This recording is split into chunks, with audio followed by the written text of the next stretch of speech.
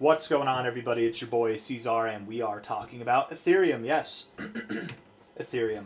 It is the 14th day of March, and here we are, sitting at about $2,073 with roughly 1 day and 10 hours left in this week. Is that right?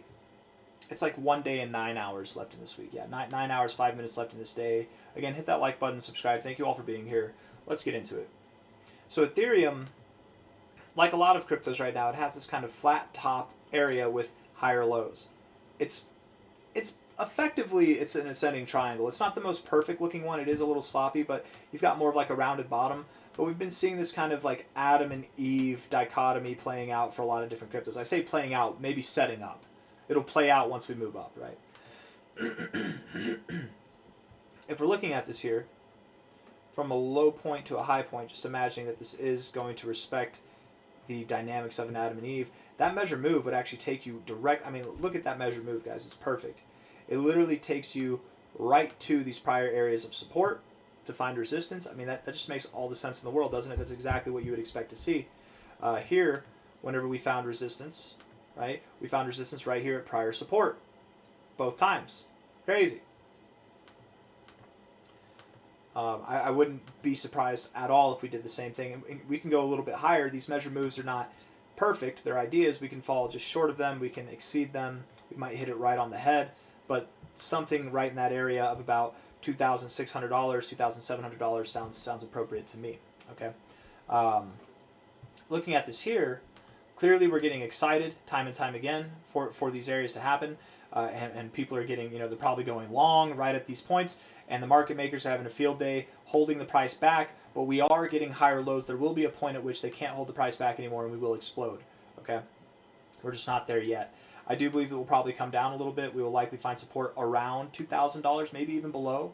Let's look at the short-term stuff and go from there, okay? 1 hour time frame here. Looking at this bad boy. Finding a little bit of resistance, a little bit of a fake out there. Never fun, but it happens.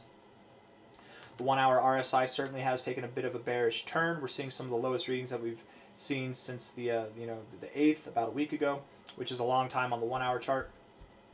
Overbought. Now it looks like we're getting oversold, or we're going to be moving down to the oversold zone. Lower highs, lower lows.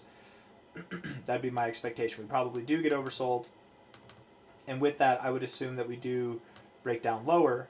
We'll probably see a full retracement of this from a low to a high, or maybe not a full retracement, but a partial retracement of this to the golden ratio zone.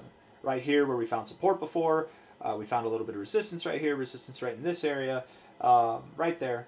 It makes sense to me that we'd find support right there around $2,000, $2,021 psychological support. If we don't, there is a chance that we do drop a little bit faster and that we go down to about 1970 to 1940, somewhere in there. And if we do, I wouldn't be scared. I'd be very excited for some incredible volatility. Typically, breaking through the golden ratio on your first attempt does promote volatility. It's what we do afterwards that would get you that should get you fearful if we go down, or more excited if we go up. Okay, but I am thinking that we find support somewhere between $2,020 to $1,940, somewhere in that range. Probably above, if not just below $2,000. That likely happens over the coming days.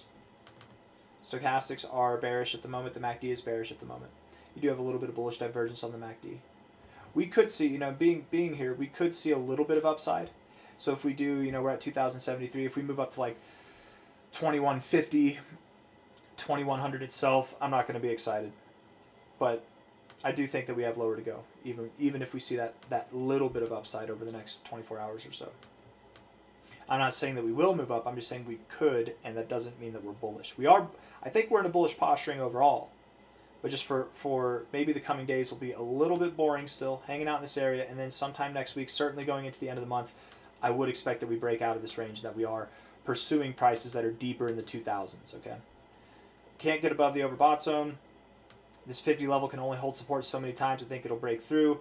We'll probably come back down and find support here, here, here, like we have this whole time throughout this whole range.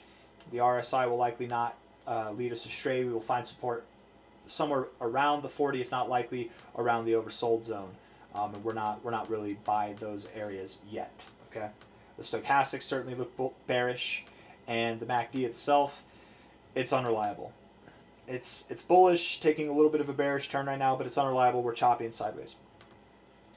I don't think I have really anything else I want to say.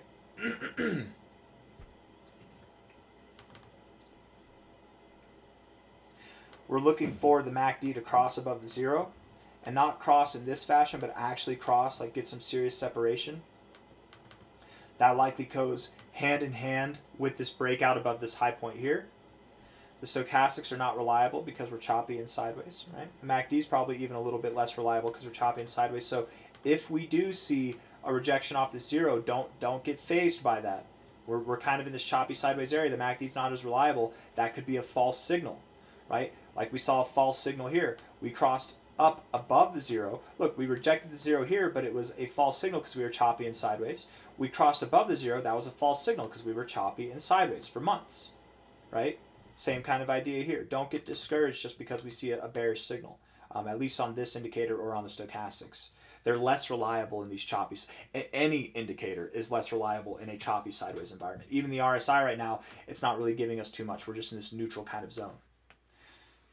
I do expect that we'll prevail. I do expect we'll find resistance somewhere between $2,600 to $2,800. I don't got anything else for you guys. Hit that like button, subscribe. Think about not just what Ethereum's going to do, but what that means for altcoins. Okay, if Ethereum's doing this and likely forming a lower high, altcoins will likely do the same. They will likely recover, but probably to a lower high effect as well. Take care. Toodaloo. See you on the next one. Bye-bye.